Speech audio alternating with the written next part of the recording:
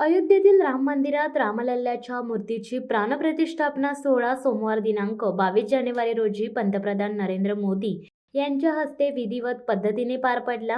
याचेच औचित्य साधून श्रीराम नवमी उत्सव समिती माणगाव आयोजित श्रीराम रथ मिरवणूक बालाजी मंदिर ते मुख्य बाजारपेठ तसेच सोनभैरव मंदिर खानदाड या मार्गावरून शोभायात्रा काढण्यात आली।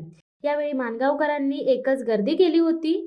या रामरथ शोभायात्रेत रामनवमी उत्सव समिती माणगाव तसेच नगरपंचायत माणगाव सहभागी झाल्या होत्या।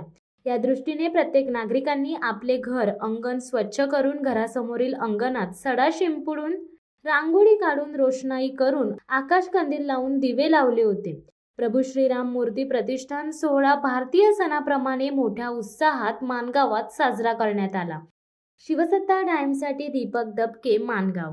दे धडक बेधडक वृत्त देणाऱ्या आपल्या शिवसत्ता टाइम्स न्यूज चॅनलला लाल बटन दाबून सबस्क्राईब करा आणि बेल आयकॉनला क्लिक करायला विसरू नका।